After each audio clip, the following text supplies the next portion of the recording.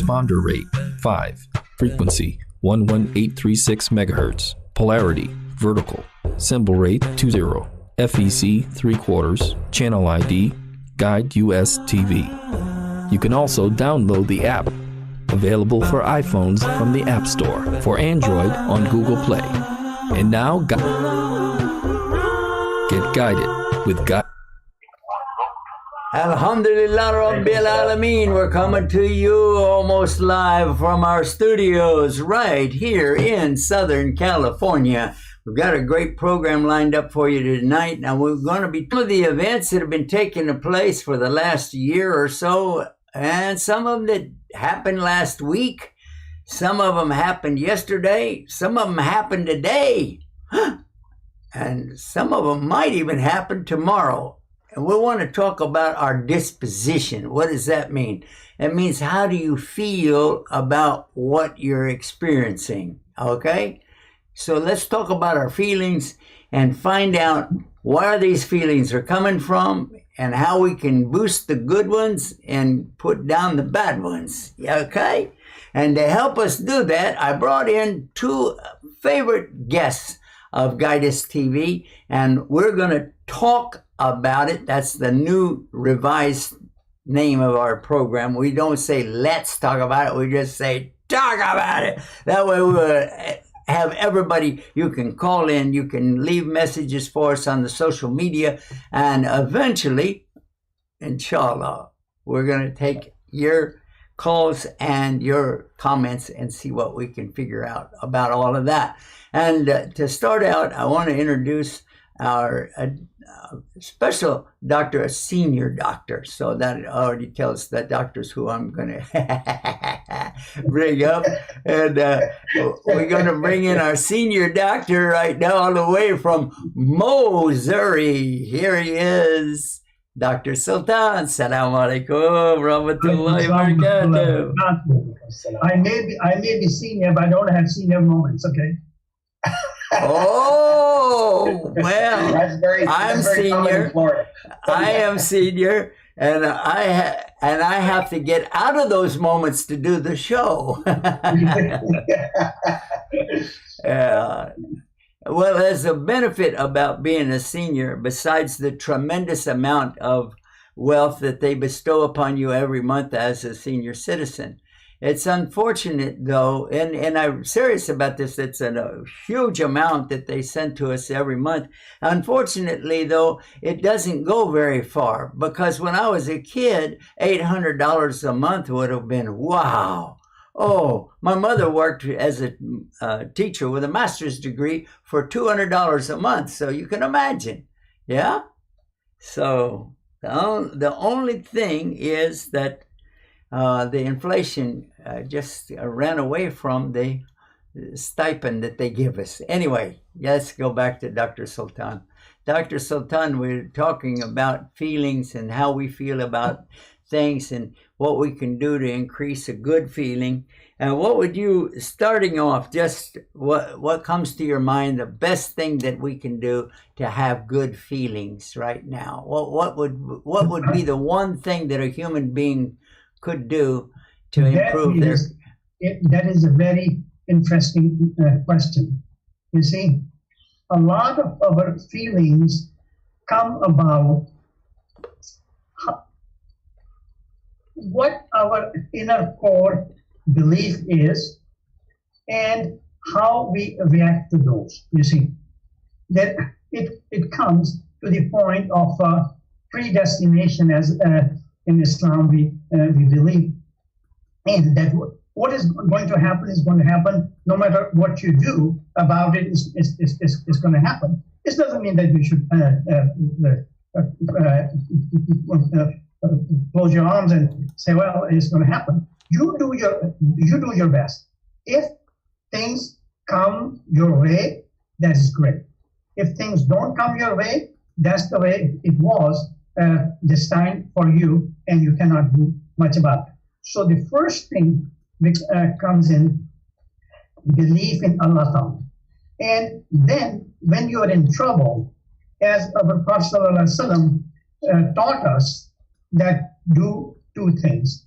Number one, take the help from Salah. And number two is do a lot of Allah Ta'ala's zikr, and do your best and to get out of the trouble that you are. Right now, one of the things that we see in this society is that we don't have a strong support of Allah Ta'ala. Therefore, whatever happens in here, we take it personally and we try to take in our own hands. We can become emotional. We can go in one direction. We get affected other people because it is as if we have to do everything what we need to do. No, control your emotions. This is beautifully. I mean, I'm not so beautiful. Very painstaking way was presented in Washington D.C. that people should take control. They have to obey the law. I cannot, no matter what your problem, what your situation is, no matter how much you believe that you are taken in, but do not take law in your own hands. Let things go. Think rationally and leave it to Allah Ta'ala. Whatever you can do, that's our Muslim belief.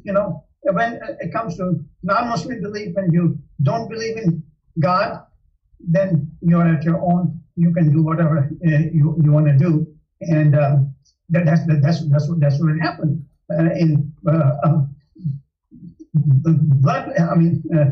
bloody coup technically took place. It wasn't successful, but an attempt was made, and it was not amazing. It was kind of shocking for me to associate United States with terrorism, with the associated with the coup and so on and so forth, and then happen a bloody coup. I mean, that happens in third world countries, but not here in the United States, because we lost control of all of our emotions and just went berserk. That's the best way I can describe. Okay, I think that you covered a lot of ground there, but I'm really looking more like the feelings and how. Well, you talked about how your feelings were, and that's good too. And how about when you go to the internet? For instance, right now, I just did that while you were talking. I went to the internet and I opened up the browser and I typed in the word feelings. What do you think came up? Do you have any idea what came up? Feelings. Yep. If you type in the word feelings, I'll show you what will come up, guys. Tell me what came up. I'm going to show you right now. A whole bunch of emojis, because they represent people's feelings. Seriously, the whole entire page is nothing but emojis. One after the other after the other. I'm going way down. Finally, I got away from the emojis. Well, not all of them. And it's talking about some of the feelings that people might have. And I think that this is a good example of how people express their feelings today. People want to express their feeling with a round little ball, a little yellow ball with painted eyeballs on it or something, and get, all these weird emojis on here. And it might sound like it's a funny joke, but whenever your feelings or emotions are reduced to something like this, take a look, guys. Really?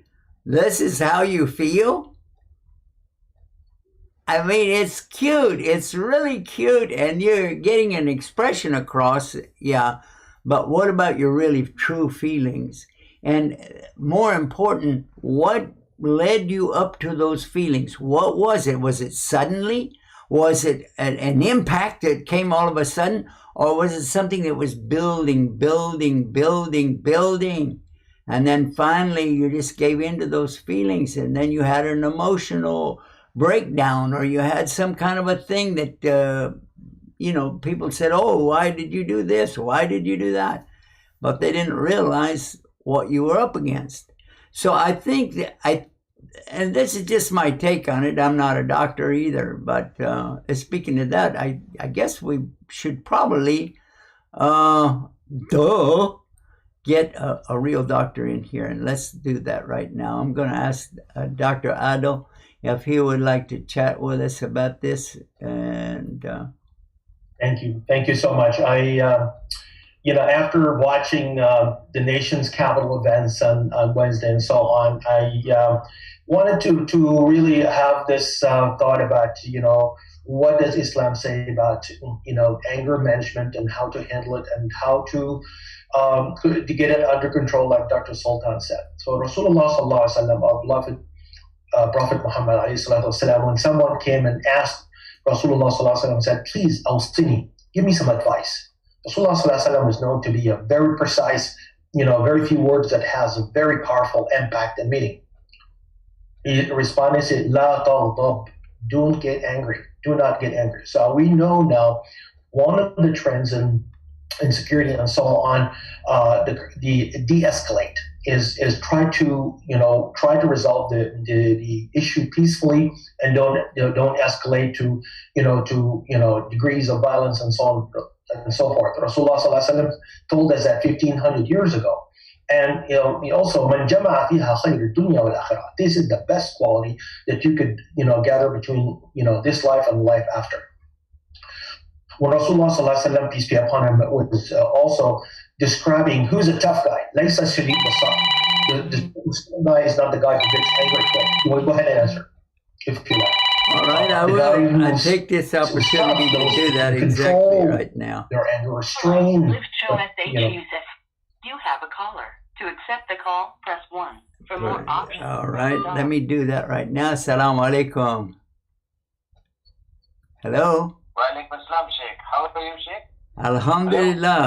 Who is calling me, and where are you? Sheikh, I'm Faiz. I'm calling from India. Okay, mashallah. What's your name? Faiz. Oh, yes. I remember you've called in before. How are you? Yes, Sheikh. I've been a while, Sheikh. I'm fine, Sheikh. I'm doing well. How are you, Sheikh? Alhamdulillah. Alhamdulillah Rabbil Alameen. Would you like to talk about feelings? Sheikh, yes, Sheikh. I would like to ask the question. Okay. Sheikh, we being a young Muslim, Sheikh, we are in our early 20s now. So Sheikh, please give us some advice and tips, like how can we improve our connection to Allah subhanahu wa ta'ala? What deeds can we do? And how can we practice the deen more effectively? That's a very good question.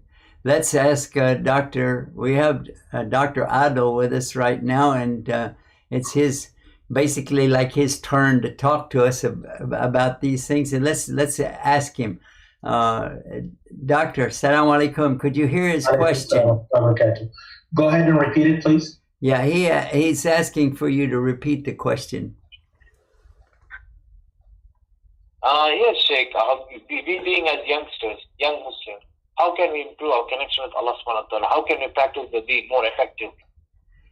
Very good. Beautiful question. Beautiful. Thank you so much, brother in India. And big salam to all the brothers and Muslims and sisters in India and around the globe. Wonderful people. So basically, it is who you hang out with, first of all. The impact of friendship. In Surah Al-Kahf, وَاصْبِرْ نَفْسَكَ مَعَ الَّذِينَ يَدْعُونَ رَبَّهُمْ بِالْغَدَاةِ وَالْعَشِيِّ. If you pick up your friends carefully, your friends will have a major impact on you, especially in your age group, the high teens and early 20s. Whatever you do, your activities that you want to surround it. Yes, you can have fun, but also don't ever forget the connection with Allah. So that can pause during a time of prayer.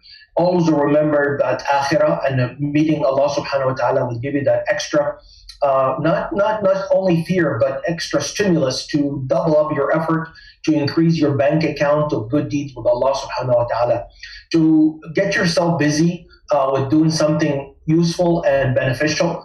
Volunteering, somebody complaining about, I have so much free time, I don't know what to do with it. So fill it with good deeds. Salah is essential. But then, suppose I don't have money to give and donate and charity, then I can do what? Then I can do volunteering, giving my help, to feed the hungry, help the needy, whatever it is that you do. Get involved with it, busy with the good group. So everyone will encourage each one, and it would be like strengthening of a brick of a building. Each brick, that like Rasulullah sallallahu alaihi wasallam, yashuddu bunyanahum ba'da, that you can be interlocked, and you could be very strong, to face all the adversities and the challenges and the testings that's happening right now. Because if you stay strong and stay with a strong group, Allah will strengthen your iman. And of course, when you read the Quran, you'll be surrounded by angels. The rahmah or the mercy of Allah will descend down on you. And the angels will ask for your forgiveness and so on. So there's a lot of avenues there to have spiritual strength, to have physical strength. Allah wants the Muslims to be strong in every possible way and get closer to Allah subhanahu wa ta'ala and help each other. If somebody know about something that will help people going through tough times, then they can exchange information about what can we do to help Muslims and non-Muslims alike, because this is our job mission, to do good and spread good and share good, and always live with that motivation and that goal, because that pleases Allah, our Creator, and our Prophet Muhammad sallallahu alaihi wasallam. And if you stay with that, I think there's just plenty to do except for 8 hours. If you can do it, wake up around 4 o'clock before Fajr. This is tahajjud. This is your time, your special time with Allah, one-on-one with Allah. Ask Allah for anything that you want. That's what Allah subhanahu wa ta'ala, did. Anybody wants anything out there during that time, make sajda, put your head on the ground and ask Allah and cry to Allah subhanahu wa ta'ala to help you whatever you go through. You will see your life changing to be less stressful, more meaningful, and more uplifting to others who are looking for the same solution that you and everybody's looking for. I hope that helps. Yeah, that you brought up a very, very powerful point in here, which I want to elaborate. It's selecting your friends. You see, this is the most critical question a person can ask himself is, what my friends are doing to me? What are my friends doing to me? If my friends are helping me to get better in learning new things, and get better financially, and get better emotionally, get better intellectually, get better spiritually, well, that company is worth keeping company. But it's not doing that. That is a useless company. You should get away from that company. What's so critical? Always ask, what are my friends doing to me?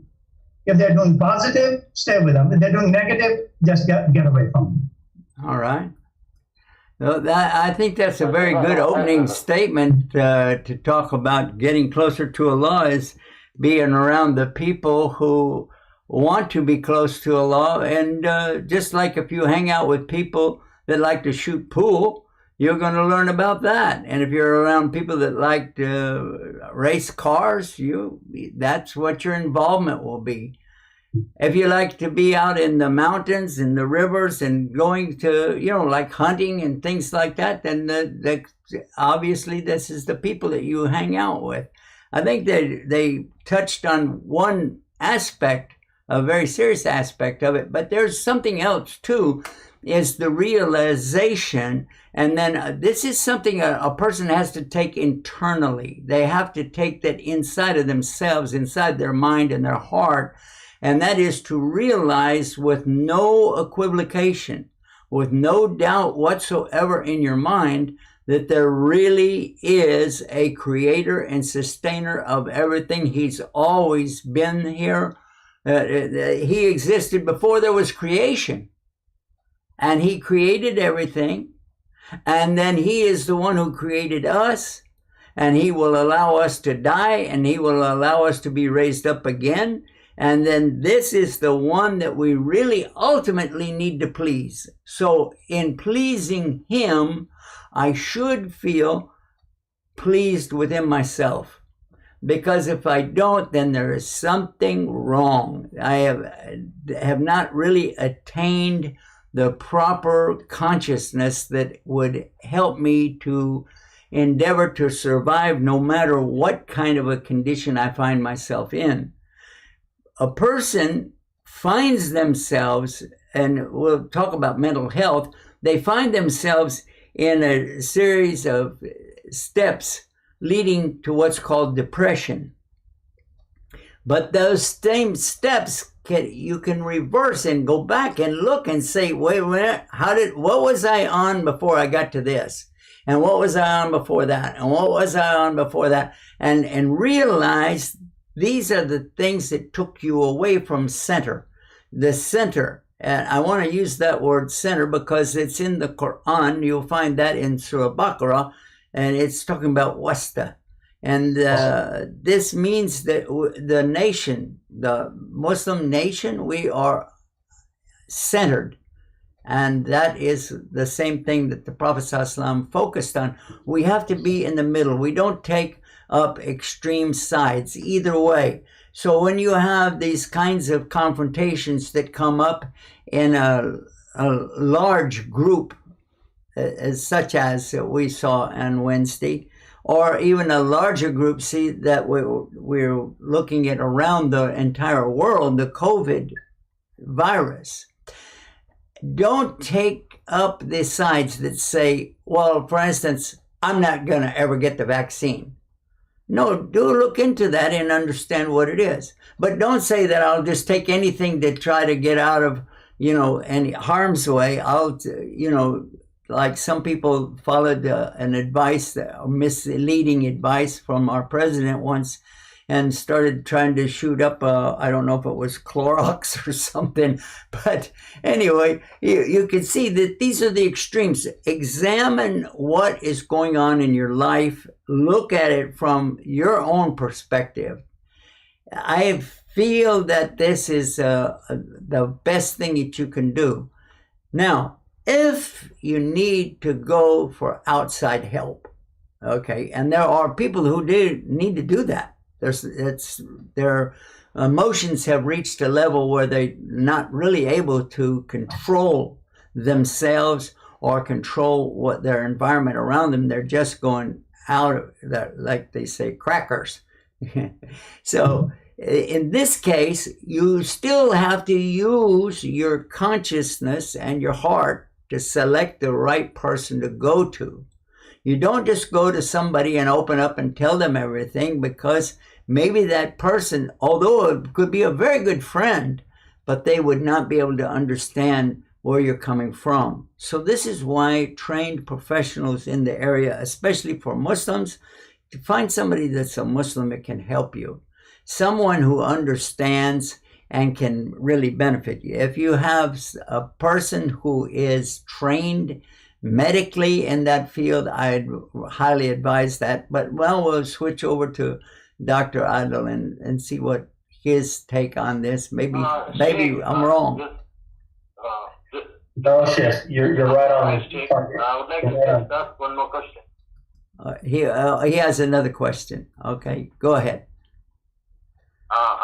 Not a question, Sheikh, but just let me know, how is Sheikh Salah? Like, I heard he has got COVID-19. Like, how is Sheikh right now?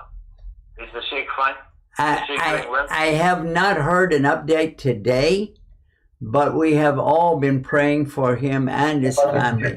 I did not hear any update today or yesterday. So we're still asking Allah subhanahu wa ta'ala to give him the healing or the shifa, the cure.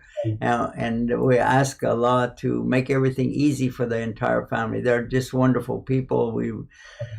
We ask Allah for all of those who are suffering everywhere on the planet, Muslim or non-Muslim. We ask for everybody who's suffering that Allah subhanahu wa ta'ala will use this opportunity to guide them and bring them close to understanding, and hopefully that they will see the real true light and then be good and cured of a lot, physically and mentally. I mean, Okay, Sheikh. Jazakallah khair, Sheikh. Thank you so Ameen, much. ameen. Jazakallah. Thank you so much. MashaAllah. Doctor, I'd like for you to go ahead and continue. I want to continue where we stopped. Okay. Yeah. So 2 things we learned so far. Don't get angry. De-escalate. Rasulullah sallallahu alaihi wasallam was 15 years ahead of everybody that's doing right now in the general trend. And then also the tough guy is not the one who gets angry quick, is the tough and strong one who have ability to have self-control or self-restraint in a time of anger. This is in Bukhari 6114, hadith number 6614. ليس الشديد بالسرعة إنما الشديد الذي يملك نفسه عند الغضب. This is a very important concept of somebody get it wrong when you call a tough guy. What Rasulullah sallallahu alaihi wasallam also told us about certain maneuvers to do at a time of anger. Rasulullah sallallahu alaihi wasallam said, إذا غضب أحدكم وهو قائم فليجلس. If somebody get angry while standing position, let them sit down. فإذا ذهب عنه الغضب, when the anger is gone, فليضطجع. Then at that moment he can lay down. And then in another hadith, Rasulullah sallallahu alaihi wasallam, إذا غضب أحدكم, if somebody get angry, فليتوضأ. Make wudu. Why? Because the anger is from shaitan. The shaitan and the devil is made out of fire. So water extinguishes fire, and that's why the Rasulullah sallallahu alaihi wasallam, when you have angry, just go and make wudu. That will cool you right off, and that will put out the fire. Because it's very important to know these techniques at the time when the anger is exploding and it's like grabbing fire. So also, in this moment, you can get busy with activities like Dr. Sultan has alluded about dhikrullah, remembrance of Allah, reading the Quran after you have cooled off with the wudu. And then try to always, to surround yourself with positive people that will give you a sincere advice about, a solution to what you would problem going with that caused you the anger, whatever it is, it's a financial problem, health problem, whatever it is that you can, trust those people and can help you get back on track and then alleviate some of this stress. I told everybody, let's do this together on the show.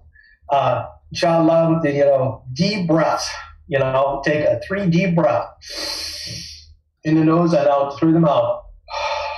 One more time, and you put your hands on the top of your tummy, and then you can feel the diaphragm moving in and out at least 1 or 2 inches to make this effective.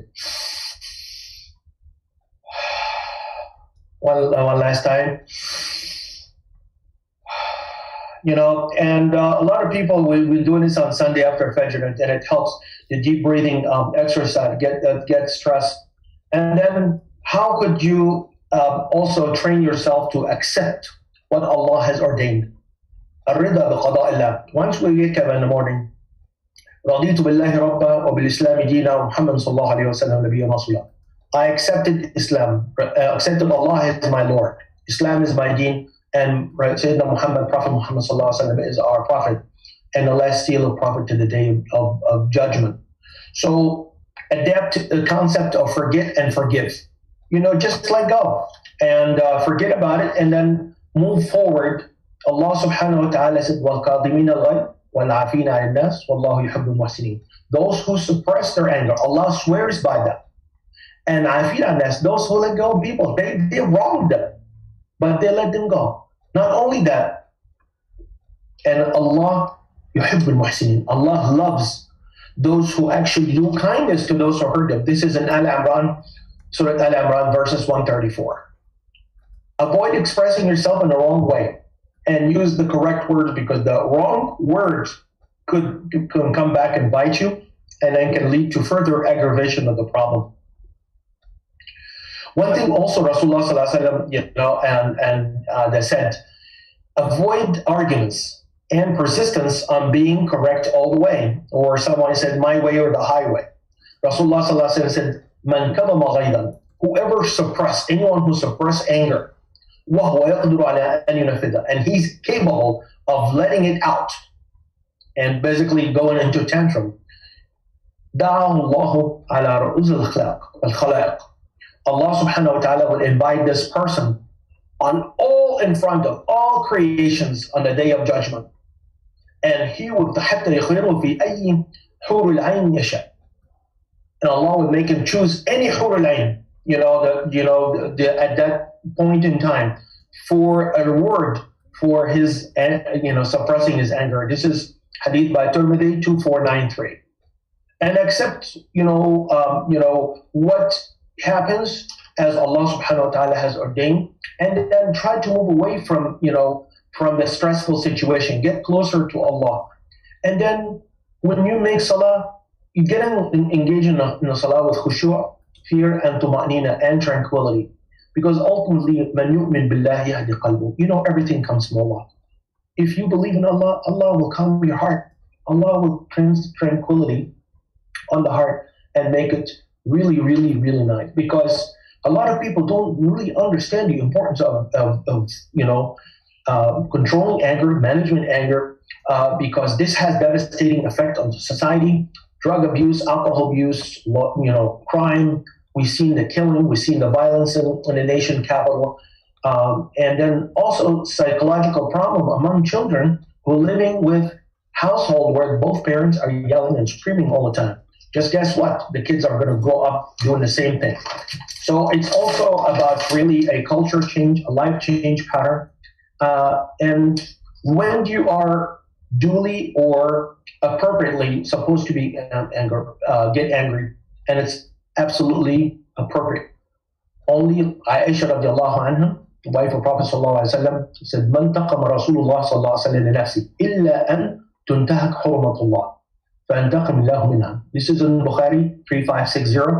Rasulullah sallallahu alaihi wasallam never took a revenge for himself, except with one exception, when one of hurmatullah, one of the boundaries of Allah has been violated, and at that point in time, then you should stand up and then try to, at least speak about it to stop it and to really express that you're against it, you're not happy with it,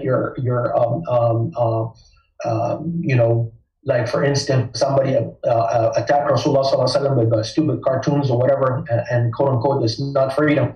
It is the right and the duty of everyone who believes and loves Rasulullah sallallahu alaihi wasallam to express that this is wrong, that this should not go on. This should immediately cease. And then yes, you do whatever it takes to express that love, and whatever boycotting these particular products or showing support of love Rasulullah sallallahu alaihi wasallam in the most peaceful way. And this is important to understand. How could we engage in anger management and also let people forgive and forget and move on? And then whatever, I lost my job, I lost my income, I lost my equipment, I lost my whatever it is that they're being tested with, I lost my some family members. Allah said you will be tested by all the loss of the above. But the sabirin, the people who are patient, the only category of people who will have endless rewards, Allah subhanahu wa ta'ala, إِنَّمَا يُوَفَّى الصَّابِرُونَ أَجْرَهُمْ بِغَيْرِ حِسَابٍ. The only category that will have multiplication of rewards in an infinite multiplication is the people who are patient at the time of adversity. So I hope that helps people to get those techniques, to help to remember the rush to Allah, to have wudu, to walk away from the stressful situation, to suppress their anger, and then also to move on to be a better person, a stronger person, not by arms and muscles, but for those who are actually able to control their anger, according to Rasulullah sallallahu alaihi wasallam. MashaAllah, MashaAllah. I think that we have reached our middle point in our program, so it's time for us to take a break. And when we come back, I'm going to ask you guys to do two things. Three things. I always ask you to make dua. Make dua that Allah will accept the program from us.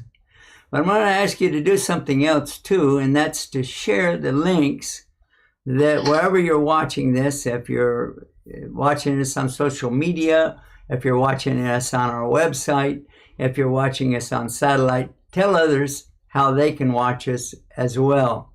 Then the third thing I'd like for you to do is make a note of our phone numbers so you can call us up as soon as we come back on after the break. The phone numbers are 1-800-971-4383. That's if you're in the United States. If you're outside the United States, you can use WhatsApp or some of those, I think Viper or some of the other ways. You can dial 1, then 817-546-3396. You got it? You get it? All right. So we're going to take this little short break, but we're going to ask you to stay tuned and stay guided with Guided TV. Yeah. You're watching The Newsroom, Islam Newsroom. The news you want when you want it, from the Islamic perspective. Now we have some websites, alhamdulillah. Assalamu alaikum. Who is Allah? Maybe we'll even see somebody enter into Islam. Excuse me, do you believe in God? Why do we call him Allah? One more time, everyone. Okay, good. These are the ones that we're going to be mailing out. Ilaha. Illah. Allah. And I bear witness. That Muhammad. And that's right. We're right across the river from Palestine, as a matter of fact, here in Aqaba. The new moon, the Hilal, has been sighted for the month of Shawwal. When the adhan is called, it doesn't matter where you are. You go and you make your salah, alhamdulillah. Now, I think this is something that, inshallah ta'ala, we'll all be able to benefit from.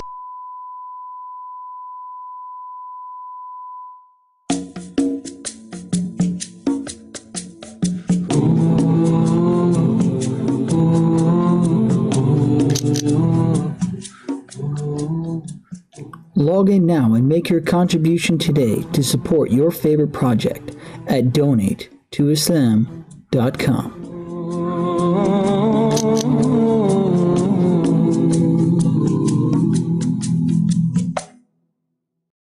Anyway, and we are back with you right now, right here on Guidus TV. We're talking about our feelings. We're talking about our emotions and our responses to the circumstances that we find ourselves in.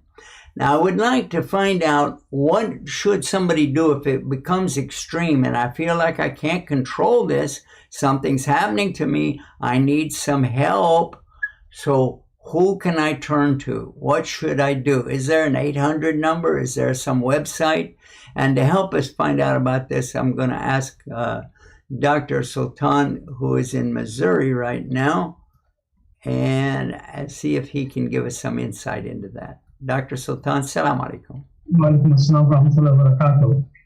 Asking the question that if a person is really in distress, what they can do, there's a heck of a lot of resources that are available. For example, there's a suicide hotline available. So similarly, the search on the internet for emotional help, there are a lot of websites will come up which will be able to either offer the written information over there, or they will be able to help with the person in person talking to. So there are a lot of resources, but there's one thing.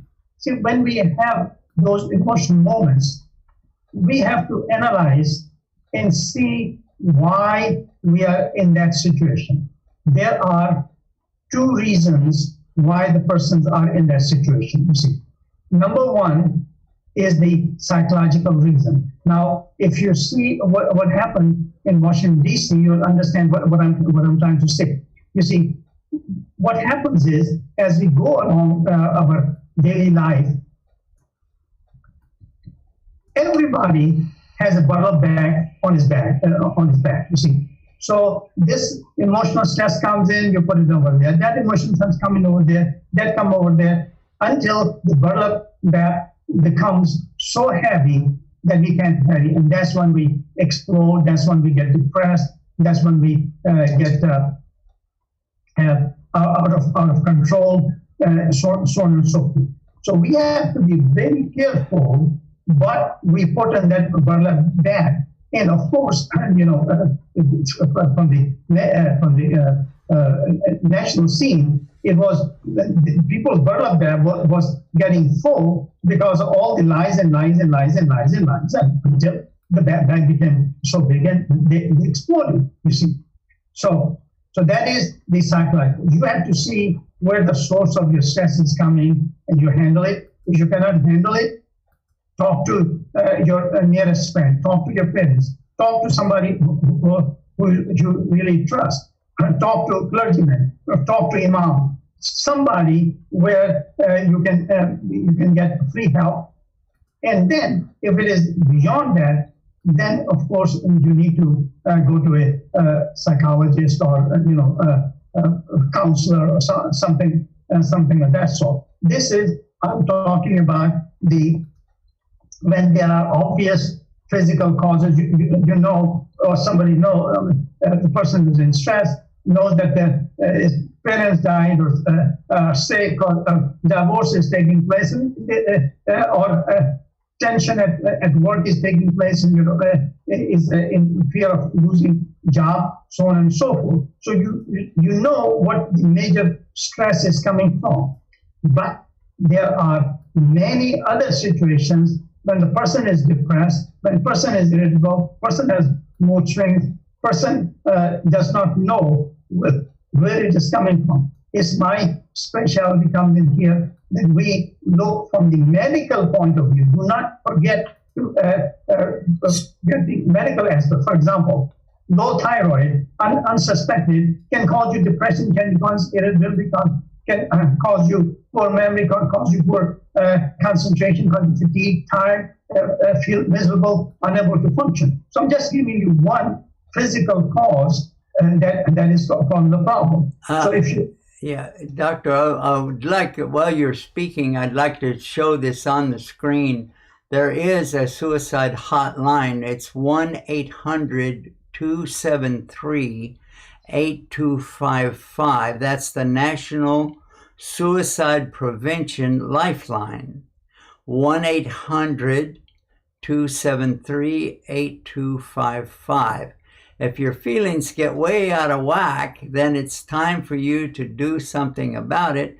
Pick up the phone, give a call, and just talk to them. And if you don't want to be identified, that's okay. And if you don't want to admit any problem, you can always do what we advise Muslims to do when they call us and ask a question. You don't have to tell us any personal details. You never do. You can ask all the questions about Islam, or you can ask questions to the National Suicide Lifeline, or that they have. You can do that by saying this.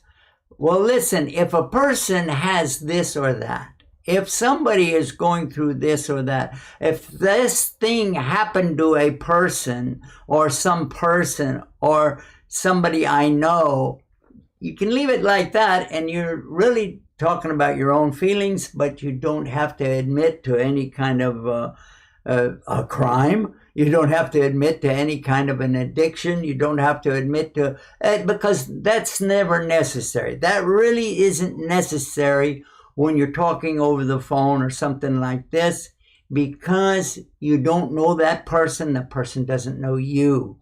So it's a good idea to keep your identity. As far as you can say, my name is Yusuf Estes, but if somebody has a problem and they have this and that is happening, what should they do? How should they look at it? What would be the result of taking this particular action? When you do it that way, you don't really commit yourself to an identity with somebody you don't even know.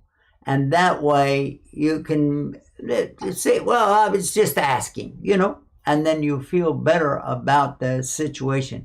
Also, you won't break down and start crying as easily as you would if you're talking about yourself. This is just a personal opinion, but we can of course ask the doctors and see what they think about this thing. Dr. Adil, if you don't mind taking a shot at this one.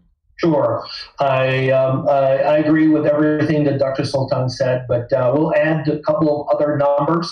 One is anger help line 1-800-621-HOPE, 1-800-621-HOPE, HOPE. Or there's for mental help 24/7, text to 741-741. 741-741, that's a text, or anger help hotline 1-800-621-HOPE, HOPE. I agree with you. This is in any medical or physical illness or problem. This should have confidentiality. No even person would have to say their name or mention any of their data, like date of birth, social security, home address, any of that. No, it's nobody's business. Once you are engaged in a confidential relationship with a healthcare provider, whether for mental health or physical health, then you can share, with them at that point in time. But for general kind of, help, I don't think anybody is, should not share this confidential data because of identity theft, because it's also a violation of HIPAA laws with patient confidentiality and so on. And this is very important because a lot of, unfortunately, the Muslim community, people just give away all this information. They don't know the potential consequences of having all this information out that could be used, in a negative way. So it's very, very important to be careful who you share your confidential information, who you share the health data with, because it's usually needs a permission, signed permission. It's not even oral enough. It has to need signed permission that you're going to release, the patient's going to release medical records or information, health information to a specific provider. And that goes across the board. Muslims and non-Muslims, like everybody's medical information should be protected. And that's what the HIPAA law was actually introduced to prevent people from selling data information, health information, that could be weaponized and hurt people's jobs and living and so on and so forth. So that's critical. You were mentioning some phone numbers there, and I really appreciate that because there are numbers out here that we can get some help. If you have access to the computer or access to a browser on your telephone, you can just type in helpline, and then it will start giving you a lot of phone numbers that you could call. Now, if you get a national helpline or national suicide phone call, that's probably a little better. And they will have some folks, hopefully, that are trained and help you to find out what you need to know.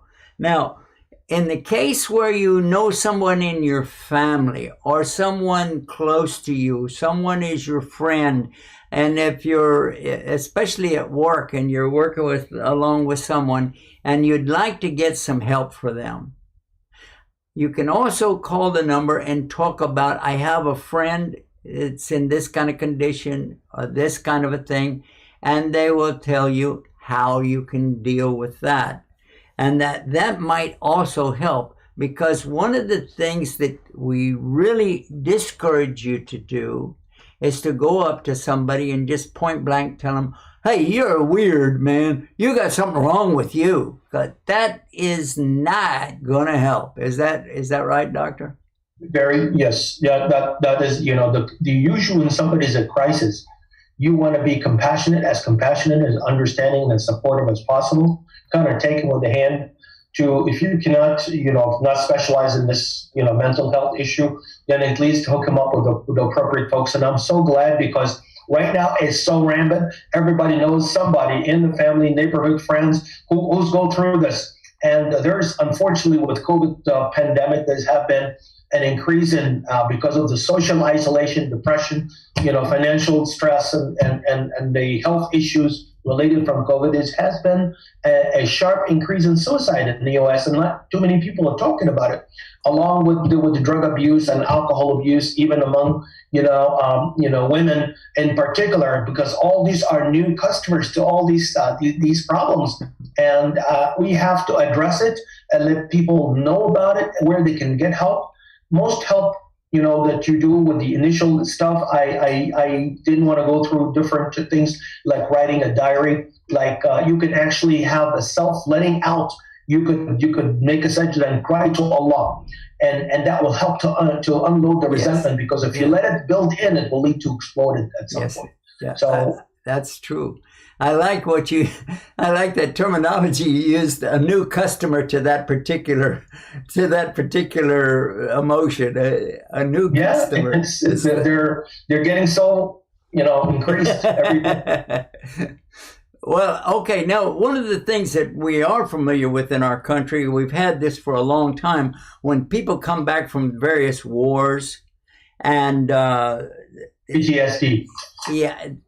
Well, I knew you were going to have a medical term for it, but when somebody has a breakdown and they come back, and a lot of times they become alcoholics, drug addicts, sometimes they come back with those afflictions already. And there's also something that, whether it's drugs or alcohol, but there's another thing that goes with it, that they keep having these memories of seeing people being killed. They're seeing innocent people being maimed or abused, and there's nothing they could do about it. And in some cases, they're the ones that pulled the trigger that made something happen that it went far beyond what they imagined at the beginning. And they're like, oh my God, and they keep having the nightmares. And I've met folks like that, some of my dear friends, when they came back from the wars. And here is something for anybody that's having this kind of a thing. If any veteran or any person that's served in the military, there is a military crisis hotline. Let me put it up for you guys. This is the Veterans Crisis Hotline, Military Crisis Hotline. Guys, I really recommend you write it down. If you know anybody that's having these kind of problems, write this number down. And now, here's how you can handle that situation. Get the number. You can see it right there on the screen. All right. Then write it down on something. Like I take the back of these bumper stickers and I write stuff on them so that I can hold it up on the screen. And you can just leave it laying somewhere. Just put on there that it's a veterans hotline. Veteran hotline. Don't even put the word crisis or suicide or nothing. Just Veterans Hotline, and leave it lay around on the coffee table or on a desk somewhere, and somebody could see that and say, hey, can I borrow that for a minute? Yeah, all right. And then you know that they got the idea, and you don't act like that, and don't follow up with them. Don't ask them, hey, did you call the number? Did you see you see how nutty you are? Don't do that. That's not going to help. Is that right, Dr. Adil? Yes, and what you were referring to earlier is very, very, very common. I was first introduced to it in 1990 with the Vietnam vets in Brooklyn VA hospital, and I've seen it after that in so many veterans coming from wars. They have this live recollection of events like you mentioned. And it is very sad, what it is. But obviously, we have professionals and 24/7 helplines and so on that will hopefully prevent people from moving on to hurt themselves or hurt others from this post-traumatic stress disorder, PTSD. I really do appreciate the fact that you doctors are spending this time with us right now to talk about these things, because I usually try to avoid that in our programs, but because I wanted to save it up for something like this today and tomorrow, and now we've outlined a lot of stuff here, guys, and we don't have much time left, maybe one phone call. But for sure, I would like tomorrow to have this chance to talk with you at home. So if you would just call us tomorrow on the phone numbers that we've put up there. Again, put the number up for you to write it down, 1-800-971-4383 and 1-817-546-3396. Now, that is a great way for you to write this down. If you have a problem, if you feel like you're having an emotional breakdown or something's just not right, or if you know someone that has a problem and that you would like to help them out, just invite them over to, well, that's not a good idea to do in the COVID time, is it? No. But invite them to join us online and share with them the phone numbers without going into much detail about it. Just say that we have a program, that we've got some doctors there and we can ask questions about the virus. And I think that that would be a great opportunity for you to open this subject up, because everybody is having these feelings. And maybe we got one right now. Let's find out. Let's find out. Live Show SH Yusuf. You have a call. Salam alaikum. Wa alaikum salam. How you doing, Sheikh? Alhamdulillah. How are you? Who is this and where are you calling from? Alhamdulillah. This is James. I'm calling from Wilmington, North Carolina. Wilmington, not far from Chapel Hill, I think. No, it's not. Yeah. It's probably I think it's about 3-4 hours from there. Oh, that far? Well, I didn't realize. Anyway, so do you have a question for us, or just like to talk to the doctors? Up to you. Actually, I do. I was listening in when about controlling your anger and and depression and all that. Before I came to Islam, I never really knew how to deal with that. But I was wondering if they could go into a little bit more details of what I could do personally, whether it's work on my relationship with Allah, or if there's just something about myself that I heard some real good advice right here tonight from Dr. Adil and from Dr. Sultan. They were both talking about this anger management. And along the way, we heard the hadith of the Prophet, sallallahu alaihi wasallam, when somebody asked him about advise me. And the Prophet sallallahu alaihi wasallam said, La tagdab, la tagdab, la tagdab. And the translation is, don't get angry, don't become angry, don't get angry. This is loosely translated to English. He also told us, and we were reminded of this tonight, about when you feel this anger, when you feel this heat, what is that? Nobody ever said, I feel cold and angry. They say, I feel hot and angry. Isn't that right? Mm-hmm. That's right. Do you know why? I do not know why, but I'm always curious to know why. Yeah, the Prophet sallallahu alaihi wasallam told us that when you're getting angry, that the shaitan is running through your blood. He's just like running right through you. And when you feel that heat, what are the jinn made out of? Do you know? A smokeless fire. So, well, their composition is not the same as ours with bones and skin and all, but whatever they are, if they're energy or matter or something, but the thing is that they are hot, but no smoke. So that heat, when you feel that heat, just realize that's the devil himself getting at you, trying to encourage you to do even more. And then finally it's hit him. Break it, stomp on it, just go crazy, kill that, and whenever you feel that kind of anger, that is 100% the devil himself coming at you from all angles, trying to get you to go to another level, even to the one when you hear the words in your ear, commit suicide, kill yourself. That is 100% the devil himself, because he knows that if you